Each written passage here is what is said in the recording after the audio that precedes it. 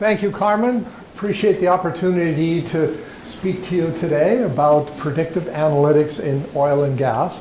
And in particular, I want to give you a very specific talk around predictive analytics in production engineering. So, although Carmen said this was a general talk, there really isn't time for a general talk in the 20 minutes that I have. So this is going to be quite specific about production engineering, which is one of the major use cases for predictive analytics in the oil and gas industry. In fact, there are quite a number of other use cases for predictive analytics along the entire well life cycle, however you want to choose to define those phases. But the one we're going to focus on today is production engineering for two reasons. That's all we have time for. And the second is there's a wonderful business case for applying this technology for that particular discipline. The other reason for having the talk is that despite great events like we're participating in today, there's still a lot of people who aren't using this technology in their day-to-day operation of their oil and gas company. So there's a huge opportunity to apply your skills and expertise in the upstream oil and gas industry. One of the reasons for applying this technology is because it's a major component of what's called the data-driven organization. Some oil and gas producers are recognizing the value for moving themselves further along towards the data-driven organization. Now, some organizations are a little bit data-driven, some are semi-data-driven, and some are barely data-driven at all. So I'm not going to ask for a show of hands, but the opposite of data-driven essentially is called hip shooting. Okay? Very technical term. Everybody write that down. Okay. And there's more of that going on than anyone cares to admit to. So I'm not asking for a show of hands if you come from an organization where they do that. Okay? But wherever you can reduce hip shooting and increase data-driven decision making, you're going to deliver value for your organization. And I hope to illustrate that today in the specific example of production engineering. Okay, this is me. I founded Corvelle Consulting some 20 plus years ago. We're very much consultants, project managers focused on the upstream oil and gas industry. I write a monthly blog on IT World Canada. There was a recent article I wrote about data science, and you might be interested to look at that or download it or ignore it or whatever. So have a look at that. I was a member of the PPDM Association Board of Directors for a couple of decades. If you haven't run into PPDM, it's not because it isn't there. It's lurking in all of the oil and gas data that you have access to.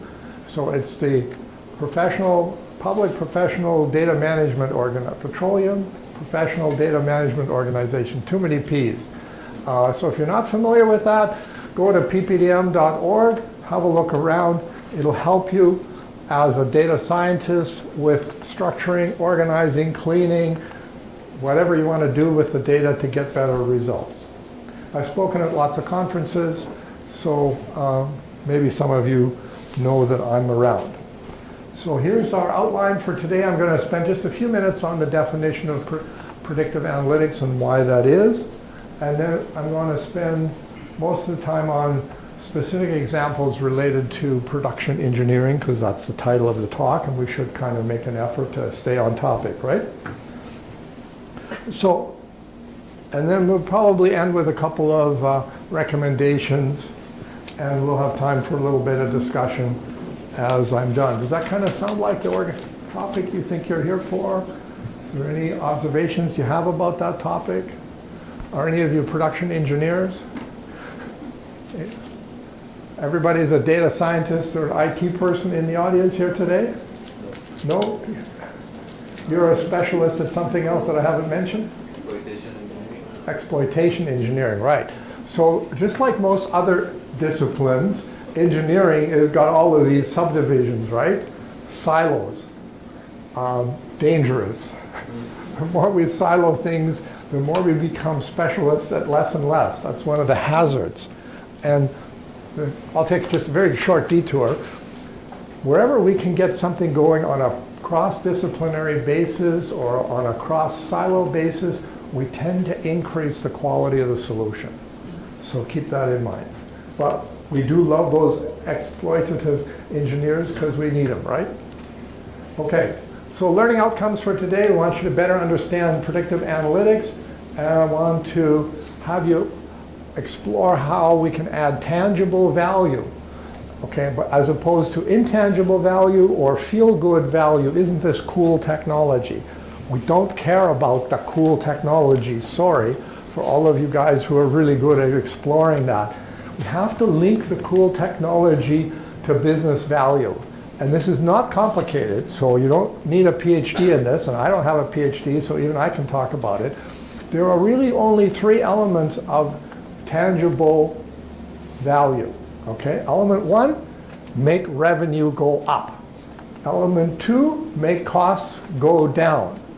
And if that's all you remember, that's 90% of it. And element 3 is, are we advancing our mission as an organization through whatever we're doing? And that's really the end of the list. If you can't link whatever you're doing to one of those 3 things, stop now, because you won't get any funding next year. You may have funding this year, but you're not likely to get funding next year.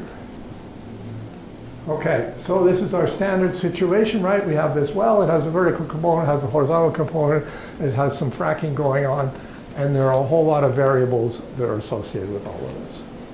Okay, what is predictive analytics? Encompasses a variety of statistical techniques, predictive modeling, machine learning, data mining, and we're always linking historical facts to try to make some prediction about what the future is all about.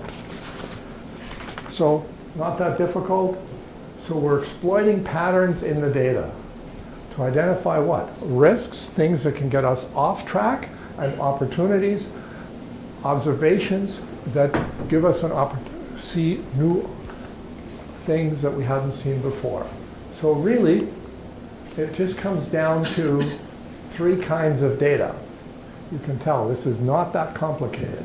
There's historical data, there's the current period data, and there's forecast or future data. That's really all there is in its simplest form. And sometimes we make it too complicated.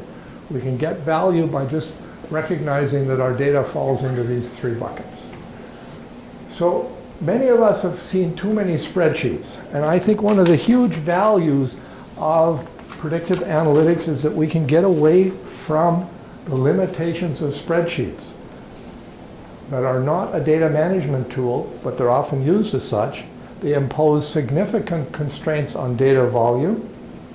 They're subject to difficult bugs to find and correct, and they're primitive as a presentation vehicle. So, you know, I think Excel is way overused because people aren't taking advantage of the more sophisticated presentation vehicles that are available through most of the predictive analytics software that's available. Okay, so my pitch to you is quit overusing spreadsheets if you can, and start using more advanced data management and better presentation vehicles, because your audience will understand it better. And that's when you get more budget for next year. Okay, production engineering. Let's talk about some examples. Here's oil rate versus time type curves, 194 wells, and you'll hear the Western Canadian Frac database a lot. So if you're not using that, at the risk of sounding like I'm giving a commercial for geologics, this is really, in today's environment, a foundational piece of data to have as in your tool set of data.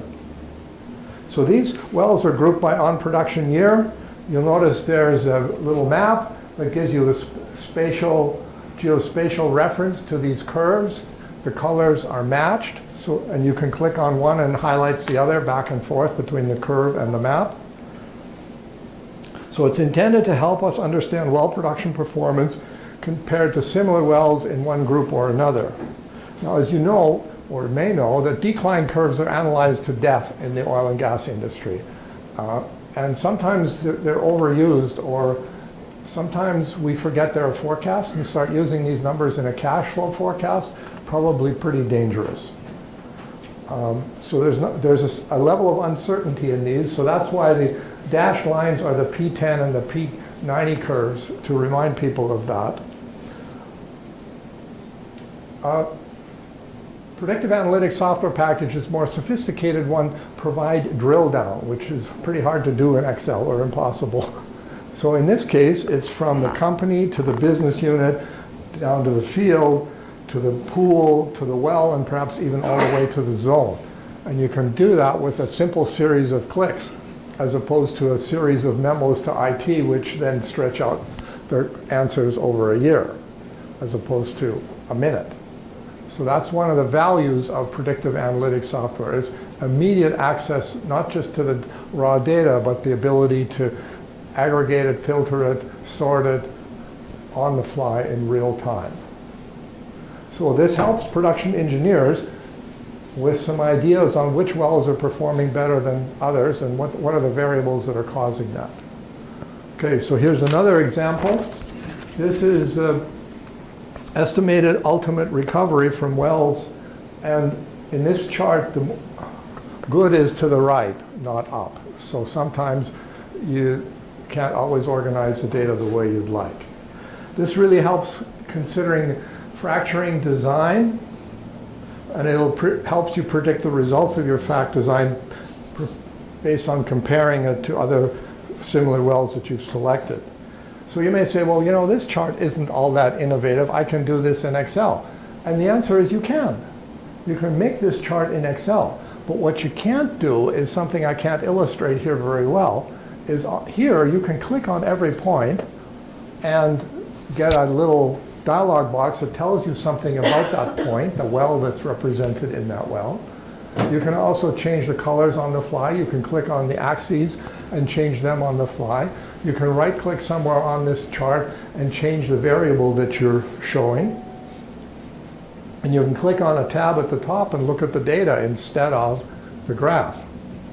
So this kind of dynamic reprocessing or revisualizing of the data is a feature that you get of this kind of software that you definitely don't get in the basic Excel.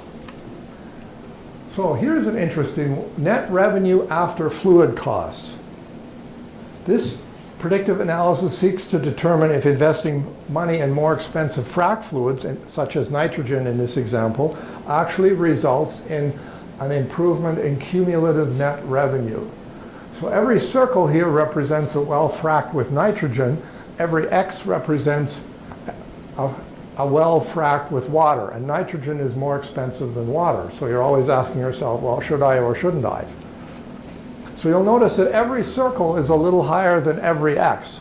So there's no case where you didn't get a net benefit of spending the money on nitrogen. Okay? You'll notice that the X's are distributed or scattered more than the circles. Not entirely sure what that is, but it provides an opportunity to further explore what are the variables that are actually causing this. For example, is it the geology? Is it the number of frac stages? Is it the frac fluid volume? Is it the well pressures? So there's a lot of variables to explore, and by being able to transform the data in real time, you probably can build some insights into what's causing that. Okay, so here's lost production by downtime reason. Downtime is an incredible focus of production engineers. So what we've got here is the ability to scroll forward and back in time, the ability to drill in from a group of wells down to an individual set of wells. And the little colored bars are the volume impact of a particular downtime reason code. So a lot of downtime analysis is based simply on the hours of downtime, which is ridiculous. Translating that into volume makes the analysis much more interesting and economically accurate.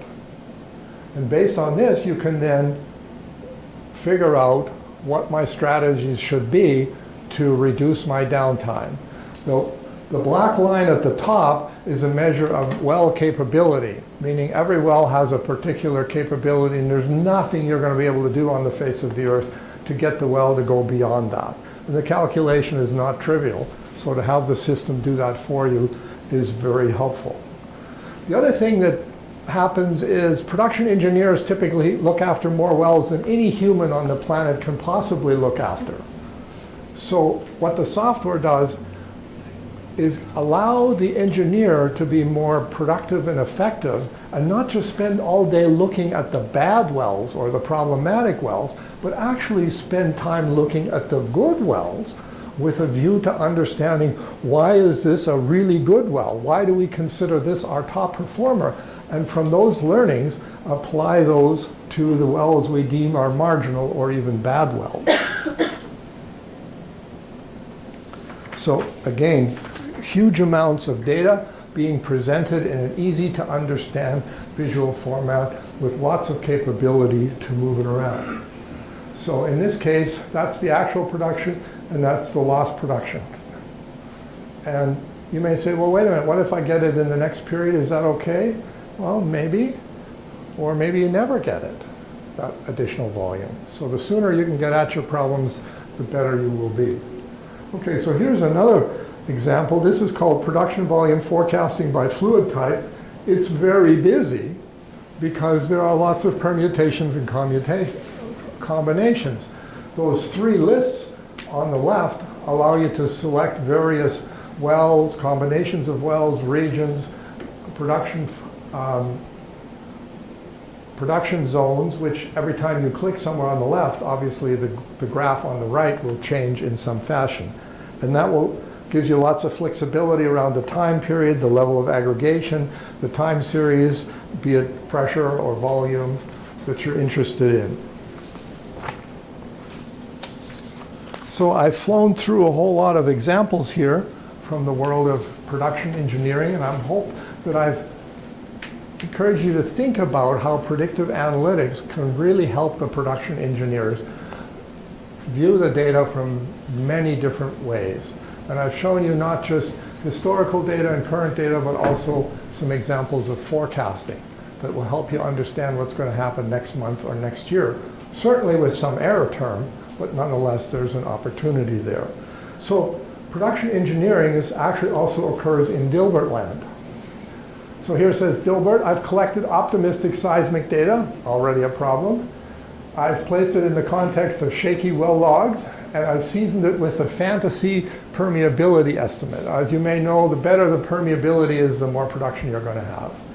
I've added herd instinct, not a good idea.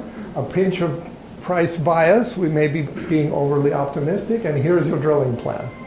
Just add leadership. Why do I always get the hard part?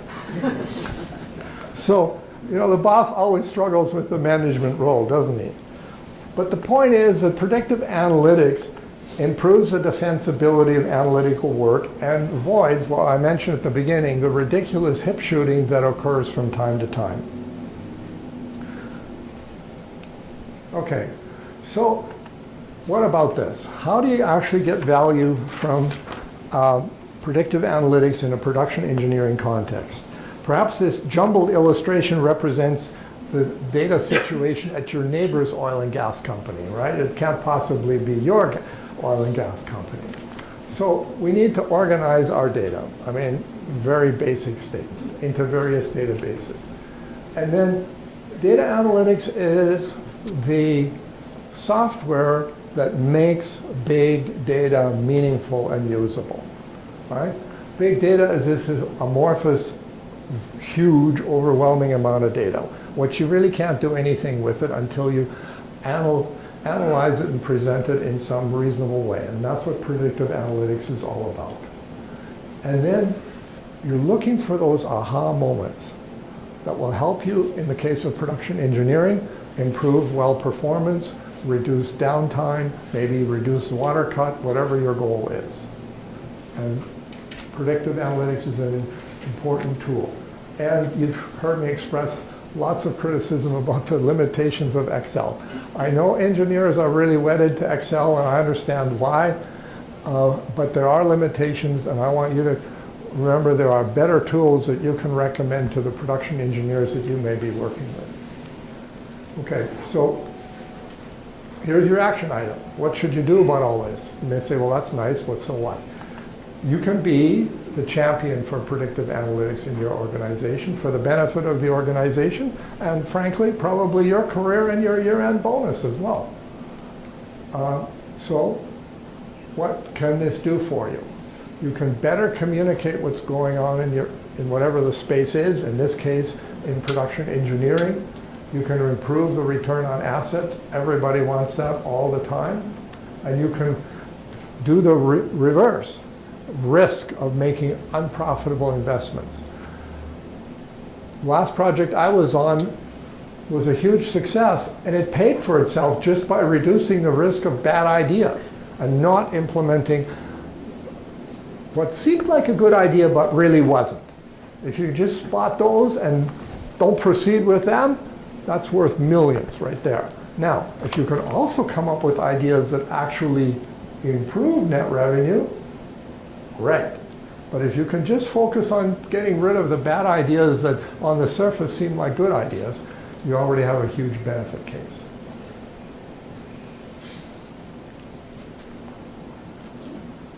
So please don't ask any questions. No,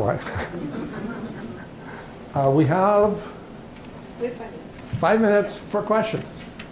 Yes, ma'am. What's the common software that are being used in the oil and gas right now for predictive analytics, other than Python? Other than Python. Python. Yeah. Okay. So to me, so the question is, what are the common software packages in use? And you mentioned Python. To me, Python is a software development language. And if you have time and money to deal with languages like that, go for it. I tend to run into a lot of very impatient people that want results very fast. I don't know if that's anybody run into those impatient people? Yeah. That want fast results? So I tend to go more for the packages, and these are in no particular order, and I'm not expressing any vendor preference here, but Tibco Spotfire, right, is very big. Some people use Tableau. A lot of people use Verdazo in the oil and gas industry. And there's another piece of software called SAS, which I think is first class that not a lot of people use in the oil and gas industry.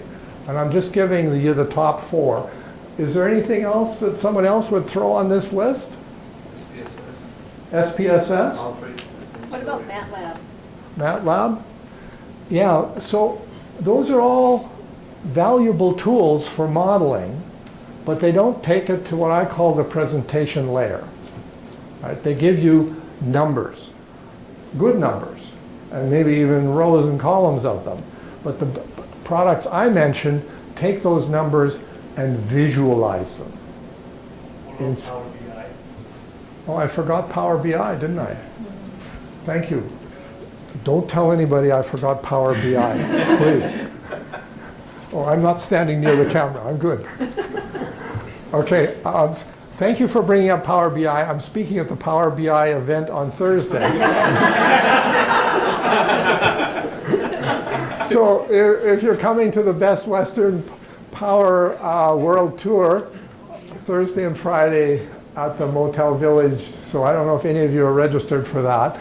And I'm going to be speaking on creating powerful visualizations, which kind of ties into my answer to those of you who've mentioned things like SPSS and MATLAB. I think a software package should take it beyond good numbers to good visualizations that you can use to present your results. So once you have SPSS, MATLAB, Python results, you still have another step to go. And that often involves yet another piece of software. The advantage of the other software that I mentioned is it's a fully integrated one product that takes it from the raw data all the way up through all the layers of analysis all the way to visualization. So did that help, or Yep. you disagree with that results, which is fine. Okay, one great question. Got to have another one. Scott? I know you dealt a lot with like rolling out analytics in businesses, and what do you find are the biggest challenges to get the culture to move from like an Excel-based process into something like Power BI or an analytics platform? Yeah. Well, that's the big challenge, getting people away from Excel. My experience is that it's the easiest when the people are tearing their hair out using Excel, because they've bumped against the limitations of Excel, either in terms of data volume, complexity of calculations, complexity of joins, or lack of visualization power. Like, I love Excel charts. It makes a basic chart just with a very few clicks. It's excellent, but it can't make any of the charts that I just showed you. That's totally beyond the capability of Excel. So I find people get away from Excel easily, or most easily, when they've run into those limitations.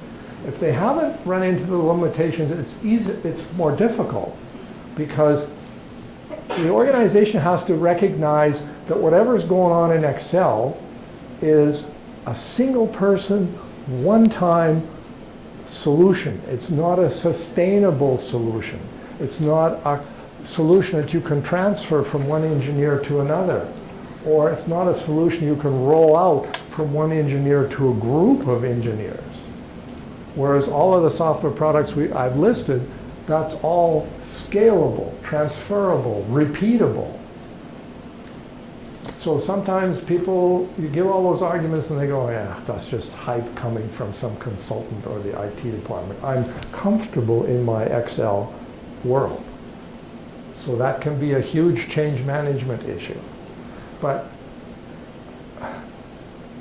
you just don't get month-to-month repeatability with an Excel solution. And you need that if you're going to be serious about the benefit case.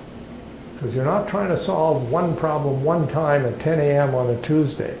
That same problem is going to come up multiple times that day for multiple engineers for years. And Excel doesn't cut it. Does that help a little bit, or is that too long a speech? That's it though, I'm gonna cut you off. Cut you off. Okay. Thank you, Yogi, very much for.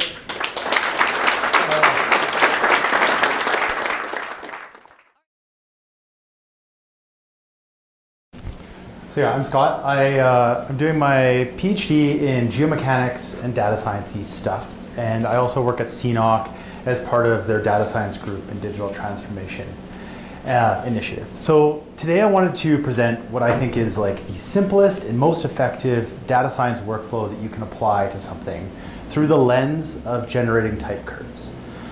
So out of the audience, I just wanted to gauge how many of you are data scientists or have built a data science model? Can I get a hands up? Okay, so like peppering of you.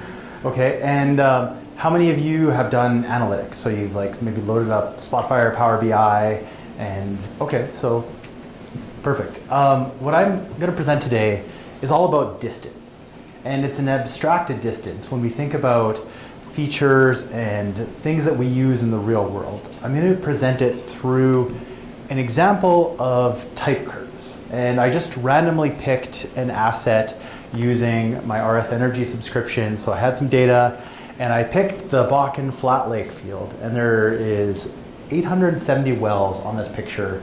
And out of that, I quickly ran in and I grabbed about 15 features that we can analyze. And when I say features, what I mean is an aspect of the problem we're trying to deal with.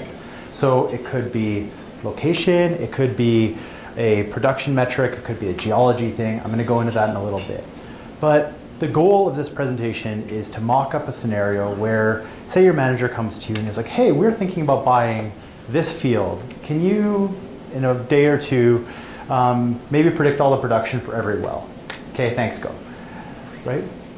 This is a big problem, right? So you're like, okay, let's maybe try to pick out some type curve areas. And in oil and gas, a type curve area is a certain area of the field where we maybe want to average those well properties and pick a production log, just like Yogi introduced. So this graph is the midpoints of all those wells that I just showed you in northing and easting on the bottom, so you can kind of see the midpoints, and then depth and easting on the top. And what you can start to see is like, okay, if I were to pick this area, well, there's actually 3 clusters of wells here. This one looks pretty consistent, but you can see that as you go through the play, we're starting to see a bit of variation in the wells. So what do you pick when you're doing an analysis? And as basically the problem is that we aren't really good at picking out which patterns we should be analyzing, which ones we aren't.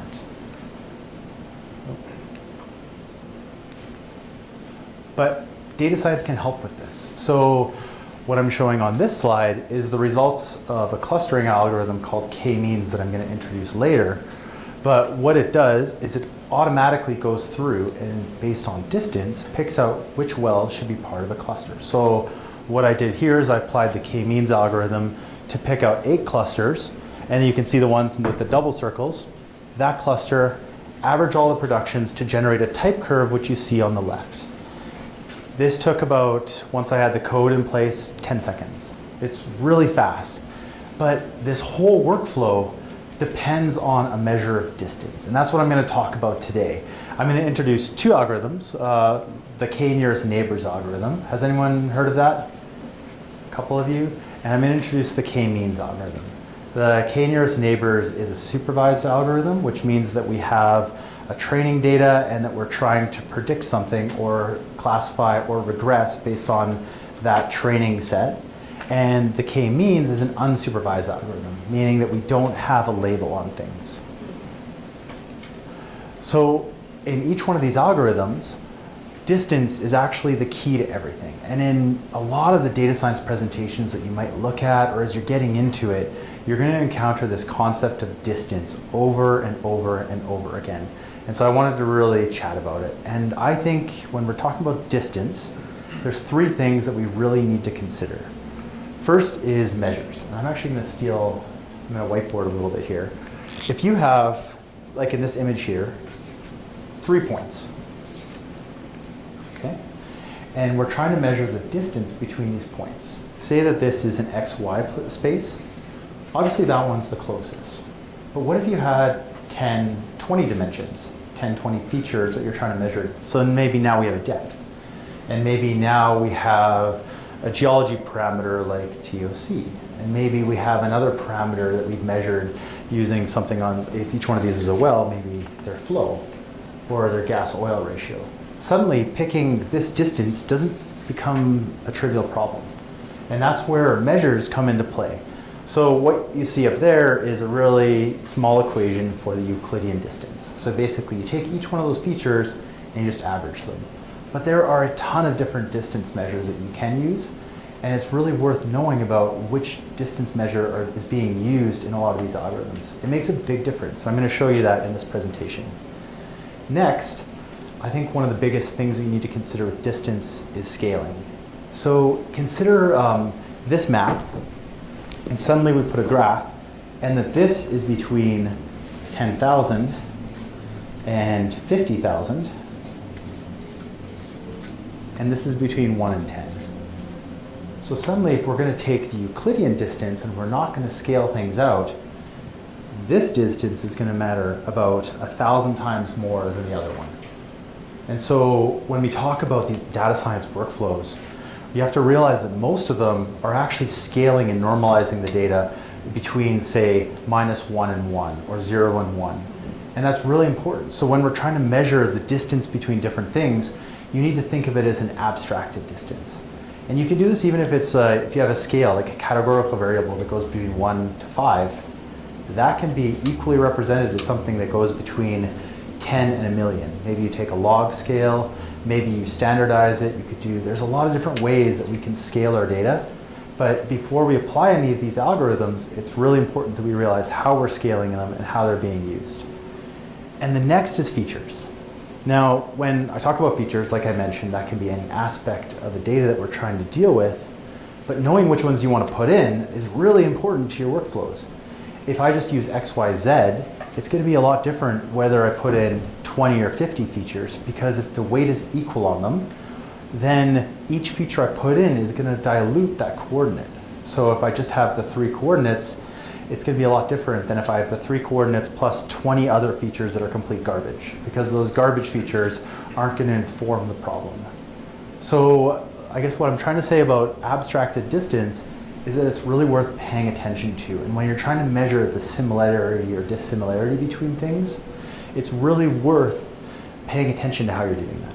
So in this example that I'm going to put in, I picked a really simple data set. So I have the well coordinates, your X, Y, Z, your stage spacing, your first 12-month oil, first 12-month gas, your gas-oil ratio. And this was the stuff that I could pull off very quickly from my data provider, which is RS Energy. And then I also I went into Saskatchewan Geological Survey, and I grabbed 2 maps. Well, I grabbed 4 maps, but I grabbed the Bakken structure and the upper middle Bakken thickness. And you might be asking, how do we turn that into like a well-based coordinate? Well, we intersect it.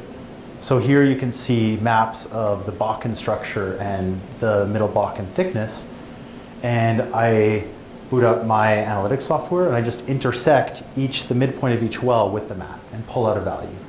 So suddenly now I have this beautiful numeric feature that I can compare just as well as I can compare X, Y, and Z. All right? So let's get into the algorithms that I want to go over. So I'm going to go over a K-NN classification, which is a supervised algorithm, K-NN regression, and K-means clustering. And one of my colleagues was giving me a lot of crap for this. He's like, K-means and K-NN have nothing to do with each other, but I really disagree with him because I think it all comes down to distance. So I'm going to use this example to explain both algorithms just on the whiteboard for everyone. Hopefully, sorry guys over there, sorry you can't see things. I'll rotate this a little bit. So K-NN is an incredibly simple algorithm. What you're going to do is if you have 3 wells here, you're going to measure the distance between those wells after you scaled and picked your measure. And you're going to say, okay, I want to classify this well. And maybe we'll put in one more well here. If I'm going to classify it, maybe this has class A, this is class B, this is class B, and this is class A. If I use the 2 nearest neighbors based on distance, it's going to have a 50% probability of being A or B. If I use 3, I'm going to classify it as B because it has a 2/3 probability of being classified as B. And then if I use 4, I'm at 50% again. So it's actually a bit of like a probabilistic way of classifying things. If you're doing a regression, all you're going to do is you're going to take the value that you're trying to predict, and that value can be an entire type curve, and you take the average of it. And that is the algorithm in a nutshell. You calculate the distance, you sort them, and you pick the X number of closest neighbors, and then you do things with it. That's it. Now, if you're going to be doing K-means, which is unsupervised, maybe you have a couple points here and a couple points here in multi-dimensional space. And this is the problem with data scientists. We're always like, oh yeah, there's this, and then it's in 30 dimensions. So just try to imagine that we have many dimensions in here. And what we want to do is we want to classify it into 2 different classifications. So we might start here, and we measure the distance and say, okay, these ones are close, these ones are far away.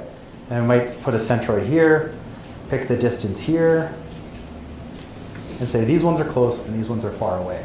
So what the clustering algorithm does is it measures similarity in group and dissimilarity out of group to figure out which group it belongs to. And then it'll move the centroid around and randomly pick until it stabilizes. But it'll say, okay, you wanted 2 clusters? Here they are. Cluster 1, cluster 2. This is pretty much one of the simplest clustering algorithms, but it works exactly the same way. You have to define a distance, and then you rank those distances based on their similarity and dissimilarities between clusters. So let me show you some visualizations of this actually working in practice. Okay, so if we start at K-NN classification, I picked a random well from this subset, and I wanted to take all the features. So I have about 14 features in this data set, the ones that I showed you, plus the coordinates and the maps. And I wanted to say, okay, classify which cluster this is, based on all those features. And what you'll see is that it actually picks out a strong lineation based on the combination of features. And I'm using a Euclidean distance here, so it's an equalized combination. And it says there's an 85% chance based on 20 neighbors that it's the light green cluster. The numbers don't really matter. But pay attention to that graph. And now if I switch, oh sorry, I mislabeled that. That should be X, Y, Z features. Now just using X, Y, and Z, you can see it starts to become a sphere, which makes sense. The Euclidean distance of X, Y, and Z is a sphere. So suddenly we've moved away from that lineation and we're looking at more of a spherical feature. And it makes a big difference in which classification it is. So suddenly now it's going to be maybe moving up towards the purple cluster instead. This becomes even more apparent when we do regression. So if we use all the features, here's the type curve that you get. So that's the exact same graph that I just showed, but we've taken the production from each one of those wells and just averaged them based on their operating month. So that's our type curve. Blue is oil, red is gas. Now, if I move to XYZ, you can see there's a massive difference in the gas. So how you're measuring that distance makes a huge difference in what you're actually outputting. This is the same well, same features, it's just which features we picked. And if I change the number of Ks that I'm using, it'll change it a lot too. Now, as we move to a clustering algorithm, it's even more of a prominent difference. So here's K-means. I wanted to pick 8 clusters, and based on that cluster, I'm going to pick a type curve off of that. So this is X, Y, and Z. You can see the type curve on the left. This is all the features, so you can see how the clusters are changing, and you can also see how the type curve is changing as well. And then, if I don't scale the features, so you know, way back like 5 minutes ago I was talking about scaling. If I didn't scale the features, a lot of them are going to weigh in a lot heavier than others, and you can see the difference between unscaled and scaled. You can see how the features change and how the distance is starting to dominate, because we're in projected coordinates, so suddenly the distance there might be 600,000 versus a GOR of 100.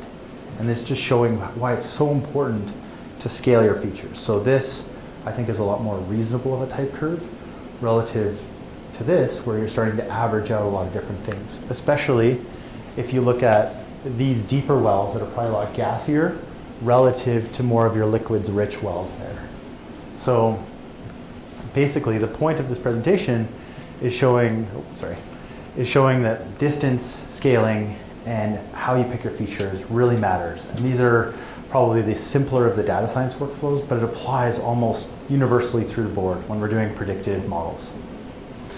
And this isn't really a trivial problem either. So this is a study I did as part of my PhD, and all the really, like the word barf on the top basically says I use clustering to predict fractures in the subsurface. And all that this workflow came down to was doing 3 levels of distance measurement. One, like I use distance to classify which wells all these microseismic signatures belong to. The second one is that I use a distance measure to separate hydraulic fracturing from induced seismicity. And the next is that I used clustering, which is all distance-based as well, to pick out lineations in the data. And it worked pretty well. So it allows you to actually see the induced seismicity on the right matches what we think in physics. And I used one physics-based distance measure, but the rest was all your basic concepts of distance that I talked about today. And it actually gave really reasonable results. And this is, I think, a common theme in machine learning, is that when you abstract things away, they can give you really good results if you know how you're abstracting them. All right, so I guess the key points from this talk is that abstracted distance is the key driver to many data science workflows. Really pay attention to measure, scaling, and weights when it comes to distance. And that really KNN and K-means are really simple algorithms, but they're very similar, and the features you put in and the distance you use completely governs their success. And I just wanted to thank U of C for sponsoring me through my PhD, CNOOC for employing me, and RS Energy Group for providing all of the data that you saw working through here. So thanks, and happy to answer any questions.